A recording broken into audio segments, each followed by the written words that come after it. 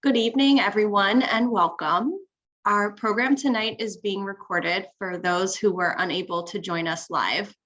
My name is Alana Snyder. I'm the founder of 3G Baltimore, and I am honored to welcome you all tonight to 3Genealogy, Uncovering Our Family Histories event. As the last living links to witnesses of the Shoah, carrying on the important legacy of sharing our family stories with future generations, tonight's event is a critical piece of the bigger picture. Through genealogy, we can learn about our personal family histories and even discover new connections and pieces to ourselves we never knew existed. Tonight's effort is a joint collaboration with 3G Baltimore, 3G Chicago, 3G DC, 3G New Jersey, 3G Miami, 3G New York, 3G Philly, 3G San Francisco, 3G at Holocaust Museum, LA, and Boston 3G. These groups of passionate, dedicated grandchildren of survivors are building community within their regions while focusing on Holocaust education for the next generation and beyond. While geographically spread out around the country, we as 3Gs are united over our shared past and the goal of ensuring that future generations never forget and continue this legacy forward. The 3G movement was started in 2005 in New York City by Daniel Brooks, who attended a convention for descendants of survivors and noticed there were no groups for 3Gs like himself. He led the formation of 3G NY, and as they say, the rest is history. During the past 17 years, 3G groups have formed around the country, and there are more in the works. You'll see more events and programs like this one, where 3Gs come together as a powerful movement to honor our grandparents and all the victims of the Holocaust, and to ensure never forget and never again are not empty phrases. Before we dive into tonight's program, I'd like to introduce Adam Weissman of 3G DC. Adam is a freelance speechwriter who served from 2011 to 2023 as advisor and speechwriting director to House Majority Leader Steny Hoyer, where he helped craft hundreds of speeches heard by audiences across the country and around the world. Earlier in his career, he was speechwriter to US Senators Chris Coons and Ted Kaufman, and he got his start in politics working on the 2008 Obama presidential campaign as its National Jewish Vote Coordinator. Since 2018, Adam has also served on the board of directors for 3G DC, the nonprofit organization representing grandchildren of Holocaust survivors in the Washington, DC area. After conducting extensive genealogical research on his own family while writing a book about his grandfather, over the years, he's volunteered his time to help others do the same. Welcome, Adam. Thanks so much, Alana. Good evening, and I'm honored to represent 3GDC and to facilitate tonight's discussion. Interest in Jewish genealogy has been increasing, but it's hardly a new phenomenon. Ever since our ancestors filled the opening lines of the Torah with Adam begets Seth, and Seth begat Enosh, and so on and so forth, and begatting, Jews have wanted to explore where we came from, who came before us, and the journey our ancestors took from ancient Israel to the many lands of the diaspora. In America, our Jewish communities are truly melting pots, where Jews from around the world found refuge, many, like my grandparents, arriving in the aftermath of the Holocaust, where entire communities were destroyed. While our discussion will focus tonight on Ashkenazi resources, in our American Jewish families, one finds Ashkenazim, Sephardim, Italian Jews, Cochin Jews, North African Jews, Soviet emigres, Cuban exiles, and those whose families never left Israel until they came here, and so many more. It can be overwhelming to begin one's own journey into genealogical research. I traveled to Vilnius, Lithuania in 2016 to visit the state archives and found original documents relating to my family, and I've spent time at the Center for Jewish History in New York. However, most of the information I've gathered comes from research performed using online resources. There are so many tools available for us, not only in physical libraries and archives, but now online, digitized for easy access. To help us make sense of all these resources and to provide useful advice about how best to use them, we're fortunate to have 3 expert panelists joining us tonight. Hopefully, they can help us beget answers to the many questions all of us brought here this evening. Jennifer Mendelsohn is a sought-after genealogist who specializes in helping Eastern European Jewish families shattered by the Holocaust reclaim their history. In 2022, she co-founded the DNA Reunion Project at the Center for Jewish History, a program designed to harness the power of genetic genealogy for Holocaust survivors and their families. Jennifer serves on the board of the Jewish Genealogy Society of Maryland, and she is the administrator of Facebook's 10,000 plus member Jewish Genetic Genealogy Group. She's also the creator of the viral hashtag Resistance Genealogy, which uses genealogical and historical records to fight disinformation about immigrants. Michael Morgenstern is a genealogy researcher with over 15 years of experience. Since 2014, he has worked at the Holocaust Museum, LA, where he helps Holocaust survivors and their families search for relatives. He's also presented research at the International Association of Jewish Genealogical Societies conferences, and he lectures on board Uniworld's Jewish Heritage River Cruises in Europe. Rebecca Weintraub is the Senior Processing Archivist at the American Jewish Joint Distribution Archives, where she has been since 2014. She's a graduate of the University of Maryland College Park, go Terps, with a BA in English Language and Literature, and she's a graduate of Queens College, City University of New York, with a master's in library sciences and a certificate in archives and the preservation of cultural heritage materials. Thank you all for joining us. I'm going to begin by asking our panelists to speak a little bit about some of the big topics, after which I'll ask questions submitted by attendees. At any time, if you have a question, please submit it through the Q&A button at the bottom of your screen or using the chat function. To kick off our discussion, let me pose a very simple question. For someone who hasn't engaged in any Jewish genealogical research before, what's the best way to start? Who would like to kick us off? Rebecca. I guess I'll start. So for me, I am not in any way trained as a genealogist, very amateur. I guess I would say that it kind of fell into my lap. I was working at the Center for Jewish History, and on my off, when I was not working with any patrons, I started making use of all the resources that were available to me there that wouldn't necessarily be available to me at home. So I might have started in a way that maybe a trained genealogist say, don't do that. But I essentially just took the information that I knew, any last names, and plugged it in. Maybe not the best way to do it. But after I started doing that, I think really I started asking family anything that they knew, because I didn't know a thing really. And I remember coming home and showing my mom and my grandma, look, I found this ship's manifest. And they're like, we knew all this already. Like, this is, this is nothing new. But then I asked questions. I said, okay, so this town, where did they live? Can you tell me anything about this person or that? And as much information as I gathered, I would then take that and then start doing more research and using some of these online resources that I found, or asking for pictures, anything that I could really use as a jumping off point, considering I knew absolutely nothing. So that's where I started. And that's a very basic way I think some people can start, by asking questions from family. I think is a good way to start. Great. And once you have some of those names, Michael, what are some examples of some easy websites to start using for Jewish genealogy?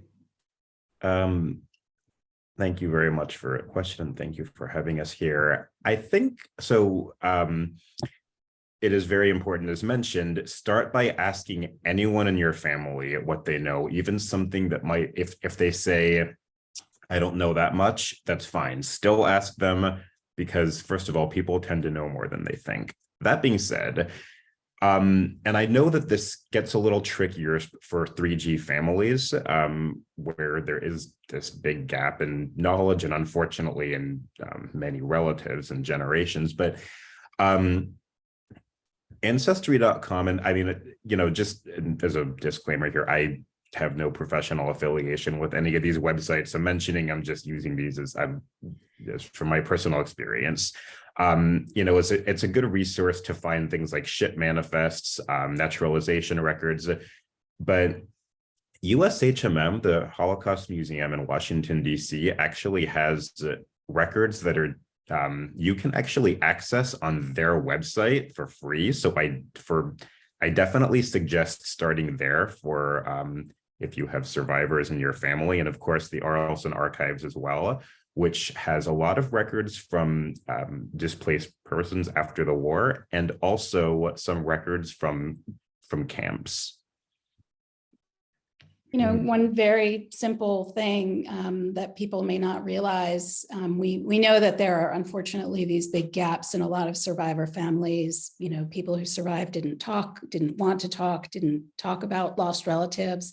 But one really simple thing is a lot of those post-war cards that you can find online will give you the names of people's parents, including the maiden names of their mothers, which is a crucial detail that many people do not know. And the name of a town. And I always say, you know, the town is the golden ticket. That's what you need to really get on the ride and get started, because once you have a town, you can start to look for, you know, records from that town and build your tree out. And I feel like maybe we should make the distinction when you ask, how do you get started? You know, the answer may vary a little bit. Are you trying to start building the tree of your survivor grandfather, who was the only person who survived and you know nothing about him? Well, then yes, you start with those, you know, USHMM, the Holocaust resources, because he would have had to provide some information about where he came from and his family.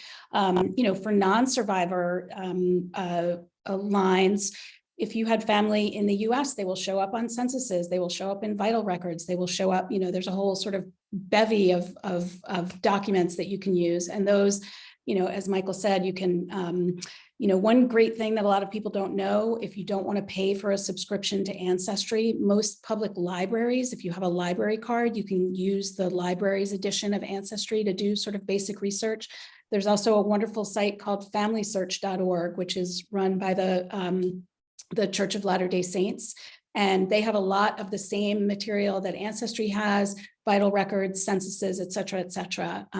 So just, you know, start by finding out what you can. And one last thing on that, you know, you said people may know more than they think they know. It's also important, sort of write everything down, because one little detail that your great aunt tells you, you know, I think we had some cousins named Shorenstein. And then one day you're going to be like looking through the 1920 census and your family is living with Shorenstein, you know, and it's like, aha, the light bulb will go off. So save all those little details, write them down somewhere. They may come back one day and help you. What about jewishgen.org? I think it's a great resource. I'm one of the things that I think that people don't use as much, and correct me if I'm wrong, and it's actually one of the first things that someone told me to use was the JewishGen Family Finder feature on JewishGen, which essentially allows you to list the names that you're looking for and the towns you're looking for those names in. It's very, I can't think of the term to describe it. It's very like low maintenance, very hands off. You kind of just put it in there and you see what happens or what doesn't happen. In my case, I actually found relatives that we had lost touch with ages and ages and ages ago turned out to be the descendants of my great-grandfather's brother. And we hadn't seen them in ages, or I should say hadn't seen them. I mean, we just didn't know them at all and got to meet them a few years ago. And I've been in contact with other people who are like, wait a minute, you know, so-and-so from this town. Oh yeah, that's my cousin. And that's happened to me just from something that I literally just put a name in with the town and came up with all these people contacting me. And some turned out to be family. So I really want to emphasize that as just a very easy thing to do. You may or may not get results, but it's something to do. And I really highly recommend that feature. So it seems like there are sort of two tracks people can take. They're looking to connect with relatives they might not know about who are currently living, and looking to see how far back they can trace their ancestral family tree going back in the generations. So, you know, just to recap, since there were a lot of sites thrown around. So we heard about ancestry.com, familysearch.org, and jewishgen.org, jewishgen with a G, like for genealogy, jewishgen.org. And then, Michael, you mentioned the Arosas archive. Can you just tell a little bit about what that is? Yes. So first, I mean, Jewish Gen is probably the go-to site for Jewish genealogy. And something I just want to quickly share about that is that it is compiled, the vast majority of Jewish Gen and the things that are on there are compiled by volunteers who are dedicated to helping the public be able to trace their roots. The Arosas Archives is a collection of millions of records that came from Germany, basically throughout the Holocaust years. And there are some records, and you can, it's online, you can search Arosas Archives database. And one of the most important things we'll be talking about as well is that if you don't find your family there, keep checking it, because these websites are updated frequently. But the Arosas Archives contains a lot of collections, and for our purposes, I think, the DP registration cards for displaced persons with parents' names are probably one of the most valuable resources, but they also have some records from camps like Dachau. They have prisoner registration forms that are available that also include parents' names, and as well as where the person was living when they arrived, specifically a day and year they got to that camp. So it'll be as specific as October 28th, 1943. They were transferred to this camp from this location. A lot of camp records do not exist, but there are quite a few that you can find on the Arosas Archives for Dachau, as well as some others. But a lot of these records do have parents' names and, importantly, mother's maiden name, as well as last known residence and place of birth. Thank you. I'm sorry, I forgot to mention that you had said the Holocaust Museum, also Yad Vashem, I've used. So I was to pivot a little bit. What are some of the biggest myths about Jewish genealogical research that you've come across that you'd like to help dispel tonight? Well, one of my favorites, I have many, but I'll start with the Nazis destroyed all the records, which you hear over and over and over again. And it's really interesting because if you branch out into non-Jewish genealogy, there's sort of a version of that myth for people with deep American roots where they say, oh no, the courthouse burned, I can't get those records because the courthouse burned. And there seems to be this sort of, it's like the mythical roadblock that you can't get past. And I want to be clear, yes, there are some records that did not survive, the damage through World War II, but many records were destroyed in World War I as well. The myth is that the Nazis went on some sort of systemic, plunder where they destroyed all the Jewish records because they didn't want Jews to have their records. And that's just completely fictitious. In many places, archival records for our ancestors going back, to the early 1800s, sometimes even the late 1700s in some places, are online. All you need is a login and you can log in and see them. So, if somebody tells you, or people will tell you things like, I saw someone on Twitter say, we've been looking for my grandmother's birth certificate, or we were looking for my grandmother's Hebrew name because we wanted to give it to my daughter, but they didn't have birth records there. And, it was like Poland in 1915. They had birth records, there. So, and I think it's funny and it's annoying, but I think it's important because it's part of this. I think too many Jews do not start down the path of discovery because they don't think there's anything to find. And I love to dispel that myth because there's so much to find. So that's my starter. I'll hand off. I have many, but I'll hand off. I was going to say that these are kind of two that are interconnected for me. I think that, and this is kind of piggybacking a little bit of something Michael mentioned before, that, just because it's not online doesn't mean it doesn't exist. Things are continuously being added online. I can give an example from my own place of work at JDC, where we have a names index, and there are a lot of lists that keep being added. And I assumed, because my grandmother was helped by JDC to come to the United States after the war, and that my great-grandmother worked at JDC after the war, that there would be some sort of record of my grandmother at JDC. So on my first day of work, I went online and I searched and there was absolutely nothing.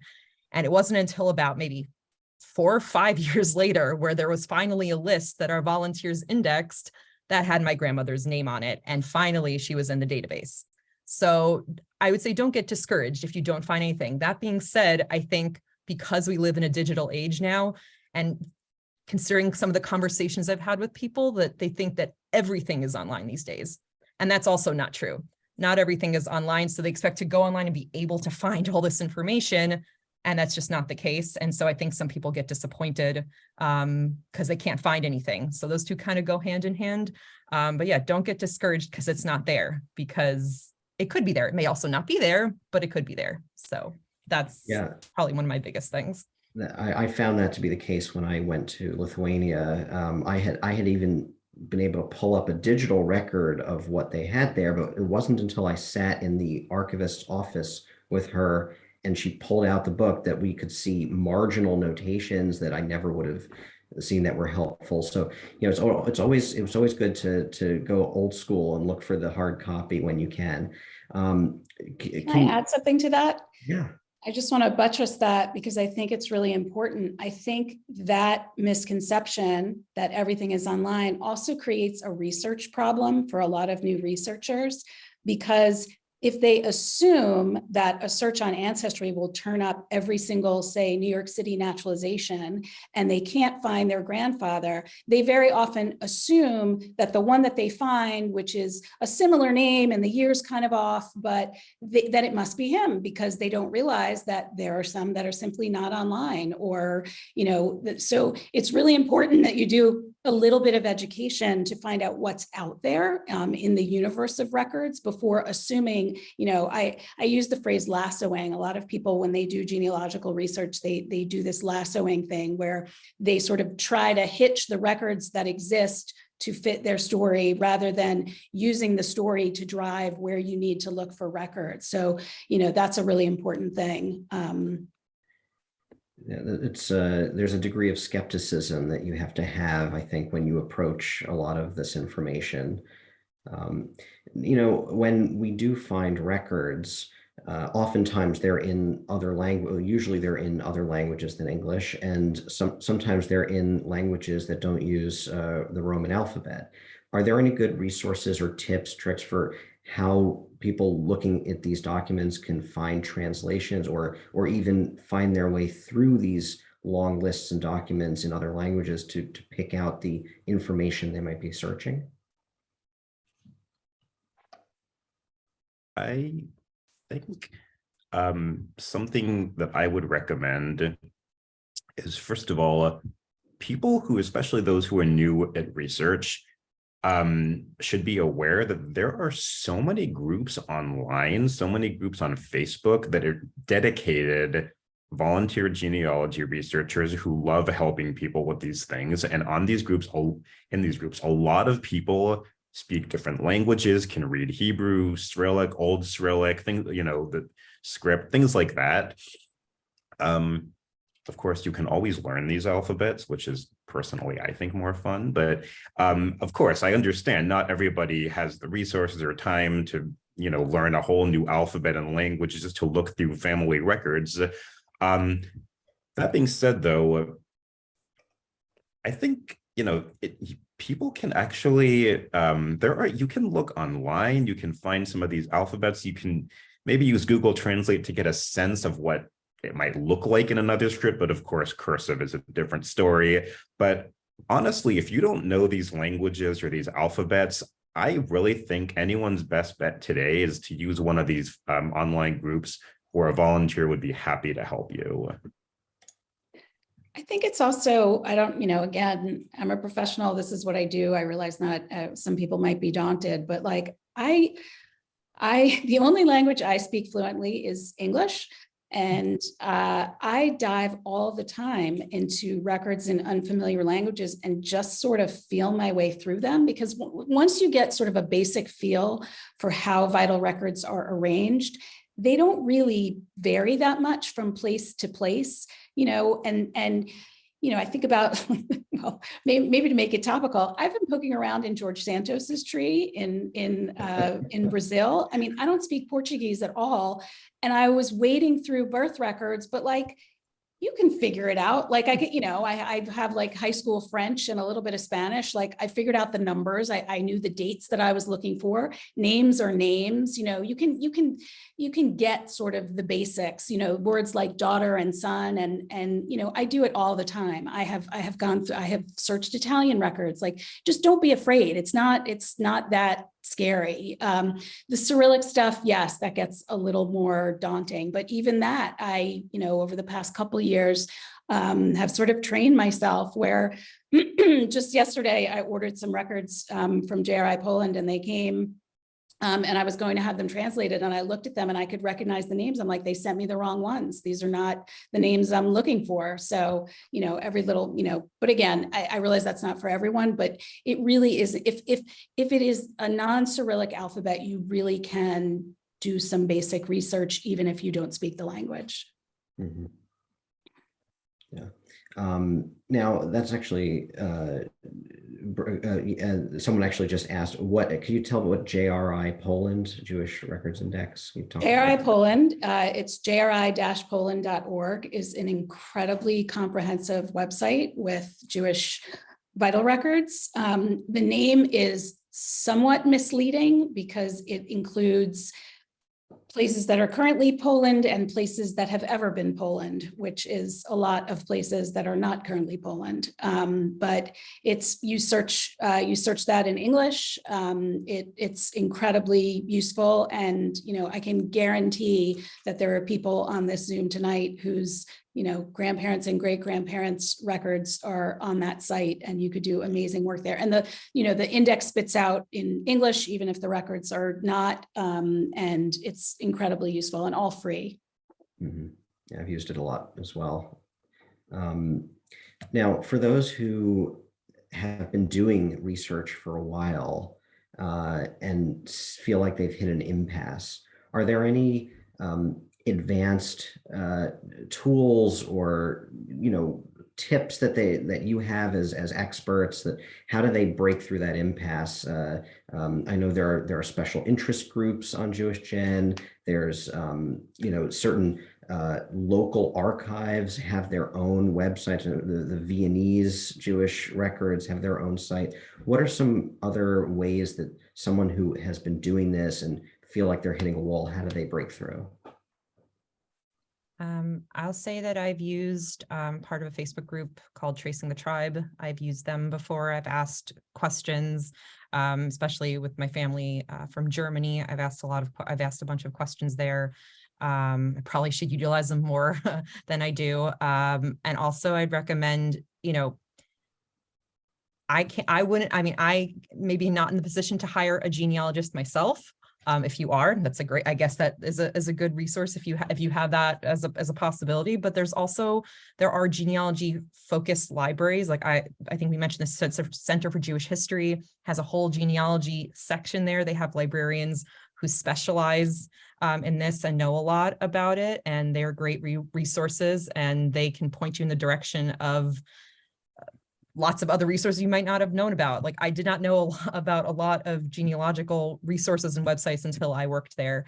And I got a good education in that. And so now I'm a little bit more aware, but they're a great resource. And I think they even have like a chat with the librarian feature now, that you're able to chat with them online, even if you're not a local. So you could ask questions if you hit an impasse and you kind of need to know maybe what you should do next. So those are a few things that I would recommend.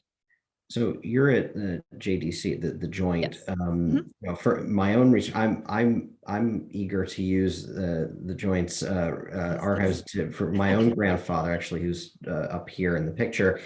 He was one of these people that the JDC helped get out of Eastern Europe and to America after the war. Mm-hmm. For those who don't know, could you tell a little bit about what kind of archives JDC has, for those who haven't heard about it? Right. So JDC, we're an institutional archive, and we hold the records of JDC from its founding in 1914, and records of our operations around the world globally, first helping Jews, and now also non-sectarian programs helping non-Jews around the world as well. A lot of the lists, we have something called the Names Index. If you go to our website, and I can put the link into the chat once I'm finished here. Our Names Index has a lot of lists that have been lovingly indexed by volunteers who work to make sure that these lists are searchable, and they're not necessarily lists or any kind of documents that I've seen in other places. For example, we have lists called Jewish refugees escaping to Shanghai, China via Yokohama, Japan, 1941. German refugees receiving JDC aid in Japan, 1941. Individual recipients of JDC food parcels in Poland, 1941 to 1943. So, sorry, that's my watch talking to me.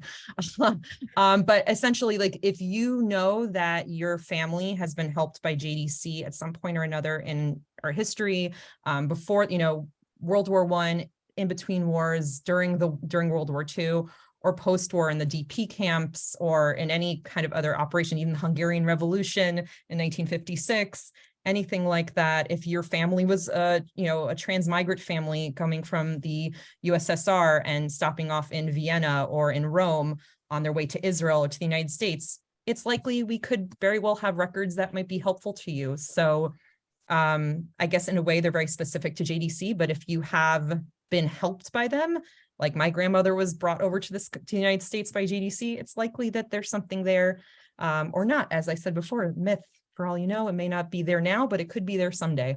And we're continuously adding new lists. Like when I process a collection at JDC as a processing archivist, if I find a list in there that I think could be helpful, whether it's people receiving aid or a ship's manifest for some reason, I will bring that to the attention of my colleagues, and that can be a list potentially that is next indexed by our volunteers. So I highly recommend taking a look. I will put the list of, we call it our list of lists that are currently searchable, and I will put the link to that in the chat so anyone can take a look. So just for everyone's awareness, everyone who registered and is here is going to get a follow-up email in the next couple of days with a link to the recording, along with links to the resources that are mentioned throughout the program. So instead of putting them in the chat, we're going to send it to everybody. Cool. So great. I wanted to ask a question. In any of your, one before I get there, one of the things that really intrigued me, Jennifer, about your bio is your work with DNA research. Can you talk a little bit more about how DNA research is being used in Jewish genealogy and how it can help us find more about our families, or what is the role of that? Sure. Well, I sort of became interested in, using DNA a few years into my journey as a genealogist, and I just sort of was blown away by the potential and power, because what DNA can do is, I always joke, it's like the fast pass at Disney. It gets you to the front of the line. It can short circuit. No, that's not the right word. It can bypass the problem of when you have a paper trail severed. When there are questions that cannot be answered via the paper trail, DNA and DNA matches can very often help you solve them. For instance, I had this is not a Holocaust case, but I had a great grandmother, actually two great grandmothers. It happened to me twice, about whom very little was known, and for various reasons I won't bore you with. Even my very best attempts at pushing through the paper trail yielded virtually nothing. We knew we knew was from the Russian Empire, but we had no idea where. She had no known family. She had done nothing on paper that would tell us. And another, we knew where she was from, but knew nothing about her. She died very young, and everything about her was lost. And basically through DNA matches that I got, I was able to reconstruct the trees of those mysterious people, because you connect via DNA. The DNA shows that you're closely related. And very often those people to whom you match do not have those same missing, paper trail. So in one case, via a DNA match, I was able to work with that person's tree. And, his great-grandfather left an alien registration form that gave the name of the town that they were from. And it turned out that he was my great-grandmother's brother. So that in a nutshell is what DNA can do. And then I sort of started realizing, I started volunteering a lot, helping adoptees, not necessarily Jewish adoptees, but there's a whole protocol for using DNA matches to identify people whose parentage is unknown. So if you're adopted, you can take a DNA test, and using the people that you match with, you can reverse engineer a family tree and identify your birth parents. And this sort of coalesced into my taking on cases connected to the Holocaust, because I knew how to do this unknown parent searching, and I knew how to search Jewish records, and I'm very familiar with Holocaust records. So I've worked on, for instance, a case where a woman was found in an orphanage after the war and never had any idea who her biological family was. She lived and died her entire life without knowing that. And using DNA, we were able to reunite her daughter with her mother's sisters, who had sadly been searching for her. It's a really heartbreaking story, but you can do that via DNA. So all of that is probably due to the fact that just in the last 6 weeks, my partner and I, Adina Newman, we teamed up with the Center for Jewish History, and we launched a project called the DNA Reunion Project. And we are offering free DNA tests to survivors and their children, and hoping to encourage and raise awareness of the potential of DNA testing for reconnecting severed families. And it's all really exciting. Wow, that really is exciting. That could be really groundbreaking for a lot of families, I think, who, I know my grandfather was always convinced that a sister that he had been told was murdered was out there somewhere, and, died without ever really getting an answer. So that must bring a lot of comfort. I'm curious, is this DNA research, is this done privately? Is it done through sites like Ancestry or 23andMe? No, it's using commercial sites, because the whole point of it, the value is in the database and the other people who have tested. So creating like a small private, proprietary database won't be that helpful. What almost 25 million people have tested at Ancestry. So your best bet is to test where many other people have tested, because you are most likely to get matches. And we're really excited about the potential. Not just we're very careful not to oversell. Not everyone is going to have a miraculous reunion with a long lost relative, though it certainly is possible, and we have seen it happen. But more importantly, it can be used to fill in those gaps. It can be used to connect people who, the example I've been giving is, your grandparents may have been survivors. You might know the names of their parents. You might not. But you might not realize that, your grandfather's grandfather had a brother who, went to Brazil in 1907, and you're going to match to someone in Brazil and be like, who are you? And, and that's they might have photographs of your family. They might, we want to emphasize and empower survivors to reclaim their own story and do everything they can to connect. And, if you want to do that, DNA is a really important tool in the toolbox. And I assume that if you match with someone in Brazil unexpectedly, it's probably not going to be George Santos. But that's actually a great segue to a question I really wanted to ask before we get into Q&A that have been submitted.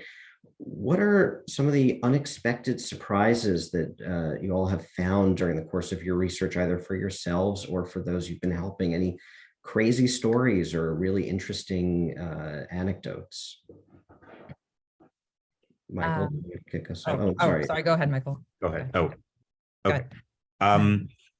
So first, I'm actually not a 3G. My grandparents, who were born in Europe, left in the 1920s, but as mentioned in the introduction, I work really closely with the survivor community in Los Angeles, and I have been volunteering genealogy research for our survivor community for many years now. And I have found quite a few things for members of our community. And I think the thing that I would like to share has to do with the big myth of every record was destroyed. Unfortunately, so many survivors do not have any photographs of their parents or their siblings, which resonates with me because personally in my research, it's my favorite aspect of genealogy research, uncovering photos. So to think of so many families who don't know what their grandparents looked like, or for people to just not have any photo of their parents, their siblings, I embarked on this quest to find any sort of records in Europe from the interwar years mostly that contained photographs of people. For example, we all have ID cards of some kind. Well, those aren't that new. These existed as well in the 20s and 30s in various countries. So I'm just going to share two quick examples. One of the survivors in our community, Miriam Bell, who unfortunately passed away, was one of the founders of our museum. She never had photos of her parents, and she used to tell this story about her family photo being ripped away from her. Well, I found out that in Lithuania, people at a certain age between 1919 and 1941, the occupation had to have ID cards, and that fit with her parents and two oldest siblings. So I actually found and obtained for her from the Lithuania State Archives pictures of her parents, and I'm just going to show you what these looked like. These were her parents. She had never seen their faces since the Holocaust, and it was also her kids, and these are her two oldest siblings, but her family could then see how much she resembled her mother. And so this is something that people definitely tend to not think survived at all. And by the way, I don't want to oversell this either, because unfortunately, this is not something that most people were going to find. However, Lithuania is pretty good. And I don't have time to get into the specifics of that. And just one other quick thing. Certain ghettos in Poland had required ID cards, and you can actually find on USHMM what's called a ghetto ID card registration form. For some ghettos, this is from the Lodz ghetto, except that they were scanned looking like this, so it's not very helpful. However, I ordered from the Polish State Archives color scans of these, which worked. And then these are actually brothers of a survivor in our community, David Wiener, never had photos of his siblings who perished. He then had these two photos of his brothers. Wow, that's extraordinary. Rebecca, you were gonna. Yeah, I was gonna say, like I want to say a few years ago, actually, when I was doing a bit of research, I'm part of 3GNY, one of the volunteer speakers, and when I was researching for a presentation on my grandmother, my dad and I kind of got into a little bit of more genealogy research, and I can't remember where I was looking. I think it was Ancestry. I was looking for just the town with the last name. I can't remember the exact search I was doing, but I found something with my great-great-grandfather's name, Herman Simberg, and the record was in England. I'm like, that's weird. Why is it in England? Like, no one ever told us he survived. This can't be him. So I don't know. So I was looking back at my grandmother's Spielberg interview that she did. And at the end of the interview, for those who are familiar with it, oftentimes survivors will show pictures, artifacts, documents, and very cavalierly, very casually, she says, and this is a picture of my grandparents, Herman and holding Simberg, taken in 1939, right before they went to England. And I was like, really now? This is new to me. I had no idea. Apparently, in 1939, my great-great-grandparents made it to England. They lived in West Riding, Yorkshire, where he died in 1948. So he actually survived the war. And it's heartbreaking to think, because he also then had to know somehow that he had 3 children who were killed in the war and 4 who did manage to survive, including my grandmother. My grandmother never told this to me. She also didn't talk about a lot of this stuff to anybody. My dad had no clue, probably because he didn't, I'm convinced he never actually watched my grandmother's Spielberg interview. And so to me, this was a complete shock to find out that I actually had a great grandparents who survived the war. Nobody actually knew about it. But now I have a record that he lived there. I know where he was buried. He's buried in West Riding, Yorkshire. And hopefully one day I can go there. There was actually a synagogue in that area up until 2000, I want to say 2009 or so. So there was a very small Jewish community there at one point. And the record that I found said that he was an alien detainee because he was German during World War II in England. So that was just a very interesting and quite shocking find for me personally. Wow. Well, Jennifer, do you have any stories like that you'd like to share? Sure. I think I'll start with the search that kicked all of this off for me. The very first genealogical expedition I ever went on. My husband's grandmother was a survivor, and the year that she was 95, I asked sort of an innocuous question, just trying to make conversation in the car one day, and she lost both of her parents, all of her siblings, and about 99.9% of her extended family. But she let slip that her mother had 2 older sisters who had come, she said, to Chicago before World War I. And I was just completely gobsmacked. I was like, what are you talking about? That means you have family here. To make a very long story short, I tracked them down, which she said I would not be able to do because she didn't know their last names, but I did it and I found them and we reunited them. And to the absolute shock of everybody, it was the most unbelievable ending we could have imagined, because I went back and told this 95-year-old woman who had lost everybody, I said, you better sit down because you have 3 living first cousins. One of those sisters had married late in life, and though she was her mother's older sister, and Frida was 95, she had 3 first cousins. They were in their 80s and one was approaching 90. And in one of the most amazing moments of my entire life, Frida, when she met one of the cousins on Skype, she said, did your mother ever talk about her sister, Chaya Rosa? That was Frida's mother's name. And I remember thinking like, oh God, please don't ask, because I don't think they know anything about the family or family names. You're not going to be satisfied. And this cousin who she was meeting for the first time, whose name was Irene, said, did you say Chaya Rosa? My name is Chaya Rosa. When I was 10, I asked to be called Irene Rose. And it was a pretty powerful moment for everybody. Wow. Wow. That's actually a great segue into the first question I want to bring up from our participants tonight. Someone asked about name changes. Oftentimes there are confounding name changes and roadblocks in research because spellings were changed. How in Jewish genealogy do we get around that problem of name changes and spelling conventions in searching?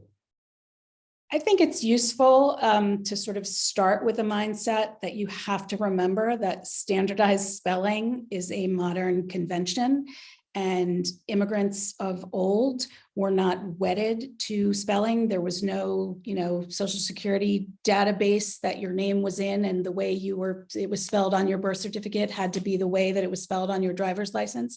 You just have to let go of that. And also remember that these are people whose names are understood and spelled in their native language and native alphabet, and that is then being transliterated across other languages and alphabets, and there's a lot of room for variation there. The question I always ask to illustrate that is, what is the correct spelling of Hanukkah? you take your pick.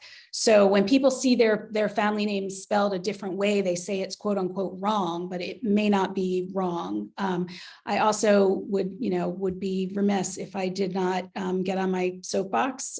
For anyone who follows me on Twitter, you know that the white whale I seek is to end the myth that anyone's name was changed at Ellis Island. Never happened. It's a Bubba miser. There's no truth to it. Even if your grandmother said it happened, it really didn't. But there are ways. You just have to be methodical to follow these name changes across time. But it's also really important to know that when you search, say, for manifests, what you are searching is somebody's transcription of what is on the manifest. And very often with these confusing Eastern European names and bad handwriting, that can be horribly mangled. So you also have to learn to search flexibly. And also remember that, your grandmother, Frances Schneiderman, did not almost certainly arrive at Ellis Island in 1903 as Frances. It's important that you know her Hebrew name or her Yiddish name, because that is the name to search for her under. So all of it, leads to changes in the ways that you approach the search, but it can be done. And I would also add that DNA can also be really useful. If you're trying to find out an original name that was changed, your DNA matches can very often shed light on that. Yeah, and someone was just asking about any tips for tracing relatives with potentially common last names: Rosenberg, Hecht, Shapiro, names that we find come up a lot, even in the same town records.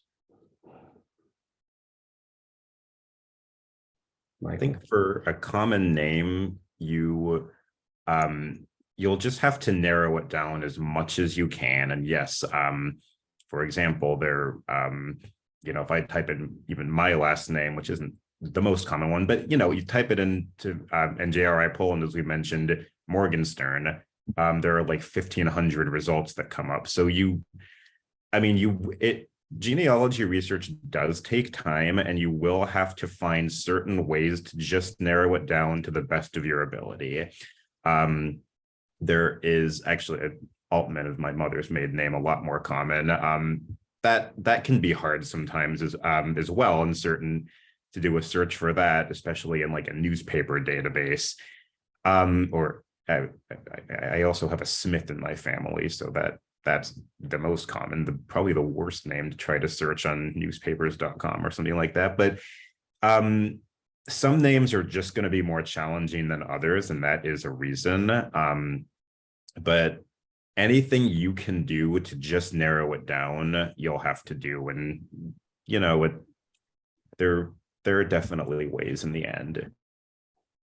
A couple of the people who have asked questions have brought up issues of ethics, privacy, and confidentiality, both in the context of DNA searching, but also in the context of families who have had family disputes, and people who've lost contact with each other, and the ethics of when someone's spouse was killed in the Holocaust and then the other spouse remarried and might have had other children. How do you all navigate issues of ethics and privacy in this field? That's an interesting question. I follow the code of ethics set by the Association for Professional Genealogists. We protect the privacy of living people. We don't give information that's harmful. There is a code that we follow. And I, on a more personal level, I understand this world. I walk in this world. My husband's mother was born during the war when they were on the lam. I grew up around survivors, and I understand the sort of difficult and thorny family dynamics. So I tend to be, very sort of cautious, and, I meet people where they are in terms of how much information they want. But it's an interesting question. And I do think, we were just writing the FAQs for our program, and we were sort of reminding people that people can be very easily sort of rattled by being reached out to by relatives. Sometimes people are suspicious. They don't know what you want or who you are, and that people need to sort of move slowly and not overwhelm people with information, and be respectful of, and some people, frankly, I've seen it across the spectrum. Some people could not care less about meeting their third cousin. Like, that means nothing to them.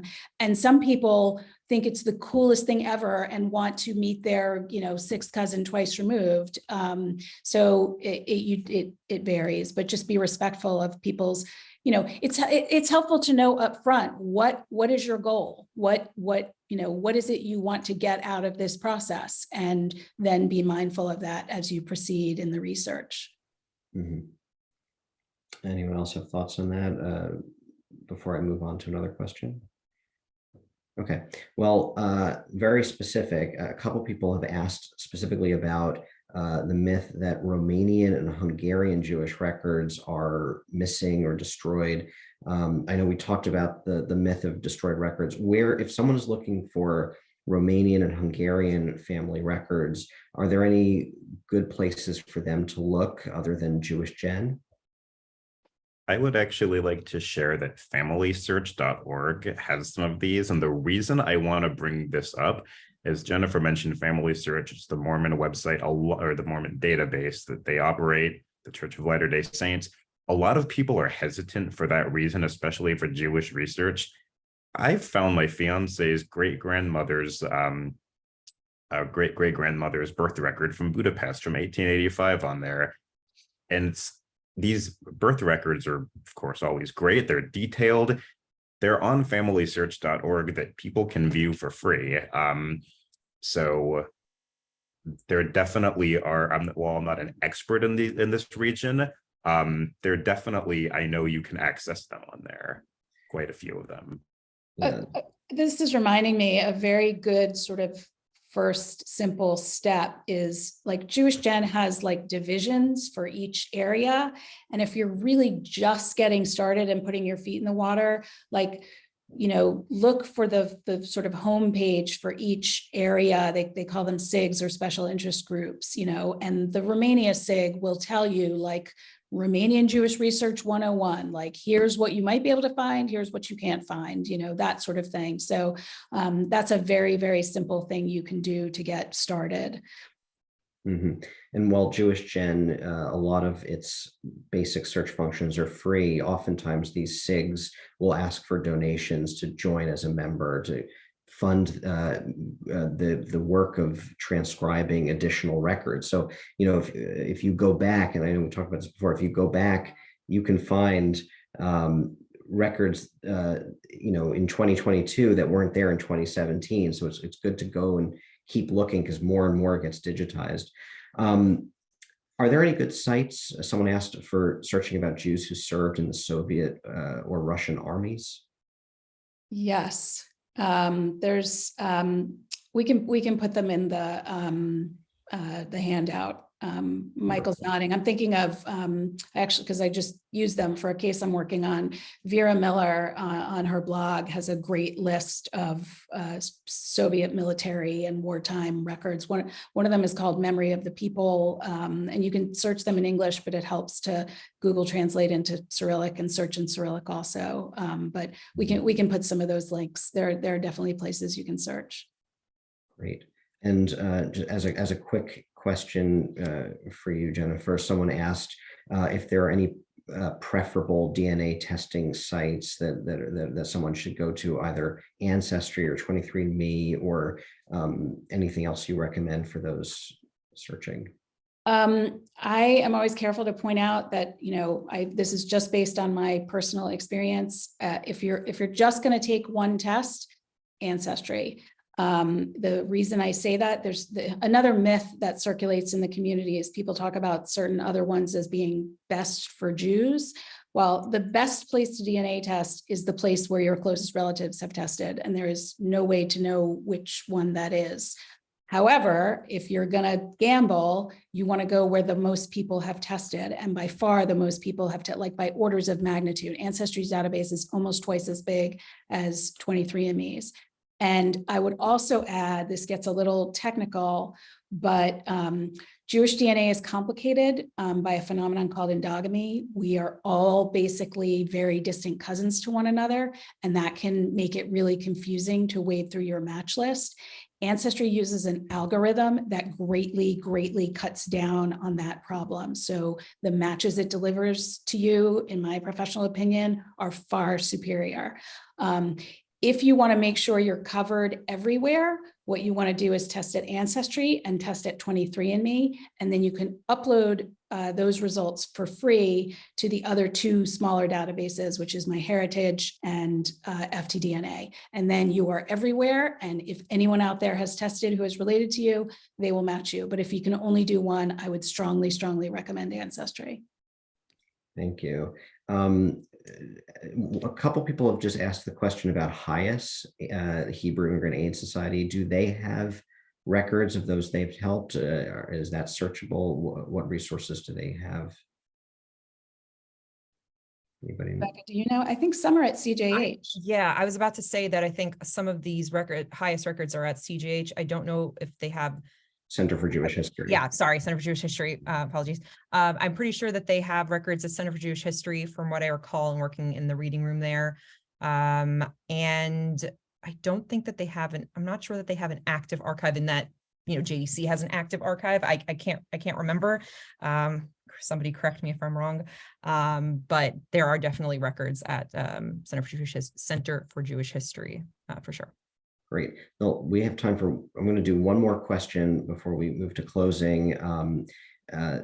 Sort of different question. Someone asked about those who did not know they had a connection to the Jewish community, but found out through DNA testing that they had some Jewish ancestry or connection to, one person mentioned they found a connection to North African Jews through doing a DNA test to look for African roots.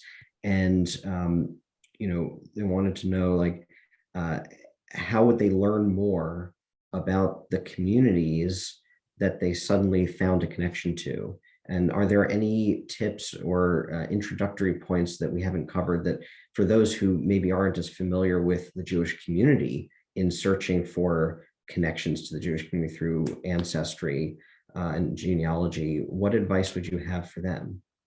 Well, believe it or not, in this wonderful age that we live in, there is a Facebook group just for people who discover on DNA tests that they are Jewish. I will have to look up the name of it and we will send it out when we send out the resources. But, that is happening more and more to so many people, and people are curious about, what does this mean? And how do I now, navigate this identity that was not a part of my, the identity I was raised with. So there's definitely resources out there for people to whom that happens. Great, thank you. Before we close, is there anything else that any of the three of you wanted to share that was important, that you think is really important for people to know when they're embarking on this journey? Sorry, go ahead. Go ahead. All right. Sure. I would just say that it's, for me, not really working as a genealogist so much. I haven't really done a lot of genealogy work, forward-facing genealogy work in a while, but having done a lot of it personally just for myself, it is easy to be discouraged by it, but it's also one of the most rewarding things that I've ever done for myself. And I know for my family, everybody in my family has essentially dubbed me the family genealogist, and oh, well, Rebecca can find it. She has all those resources. She can look at it, and I just find that don't necessarily give up because you don't think that you're getting anywhere. There have been so many times where I think that I'm not getting anywhere, and then the next thing I know, I have this major breakthrough, and then I don't find anything for a while, but I just don't be discouraged, and just try to enjoy the process as much as possible, because it is incredibly rewarding. At least to me, it's been incredibly rewarding. So great, thank you. Jennifer? I made two little notes while we were talking. We mentioned Yad Vashem very quickly in passing, but I was thinking for people who are the grandchildren of survivors who don't know much, one very simple thing you can do to start is go to Yad Vashem's database of Showa names. I always forget what the actual name of it is.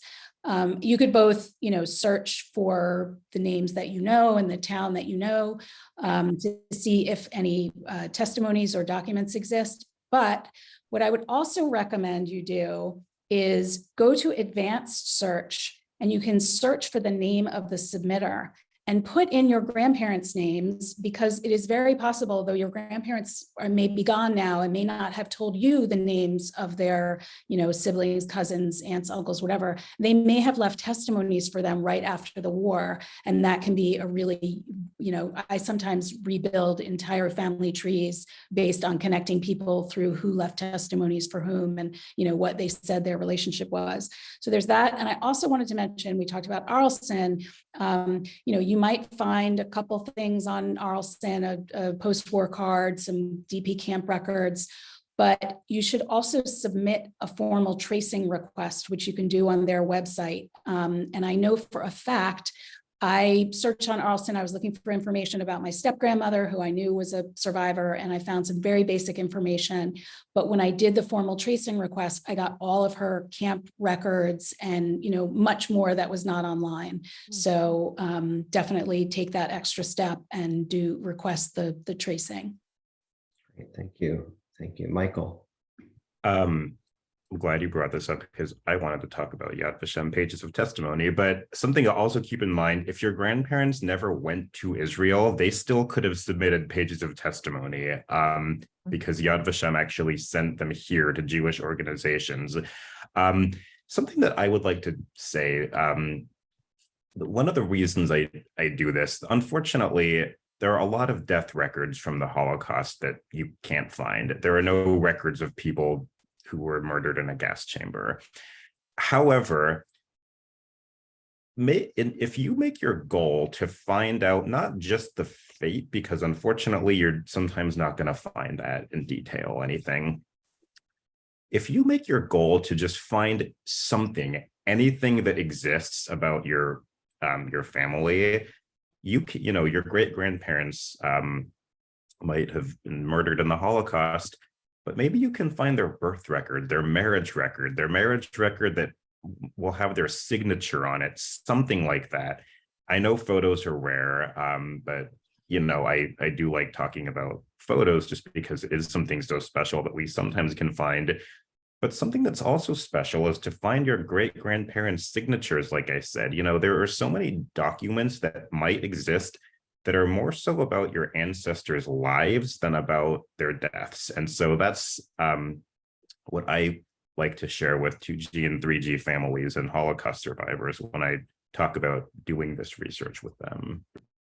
And it humanizes these people. So many of them died ignominious deaths, and suffered horribly. But, I think about a record I found, like the marriage record of a young woman. And it gave me peace to think, at one point she was a 24-year-old bride being married, and and to have her name and her birth date, and it was incredibly powerful. And like I said earlier, we are in our project, we like to talk a lot about empowering people. This terrible fate was handed onto our people, and we were sort of severed from our past. But you really can take steps to reclaim it. It doesn't have to be. You don't have to throw up your hands and say, "Well, all my family was killed in the Holocaust. I can't find anything more." Mm-hmm. Yeah, thank you. That's a really profound note on which to end. And I want to thank all three of you for sharing such interesting and helpful information with us tonight. It's been a pleasure to be part of this discussion, and I certainly learned a lot that I plan to use in my own research. And just as a reminder, the recording of this program, as well as a list of links to the resources that were touched on tonight, will be going out to all those who registered. So I know many of you have been asking in the chat. We will be sending these out, and so that all of you can benefit from them as well in your own research. So thank you so much. I'm going to turn it back to Alana from Baltimore. Have a good evening. Thank you all so much for joining us for this discussion and for supporting the work of the greater 3G communities. Thank you again to our panelists, Jennifer Mendelsohn, Michael Morgenstern, and Rebecca Weintraub, and to our wonderful facilitator, Adam Weissman. In the next few days, everyone will receive an email with a link to the recording of tonight's program, as well as additional resources that were discussed and information about various local 3G chapters. Thank you all again for joining us, and have a safe night.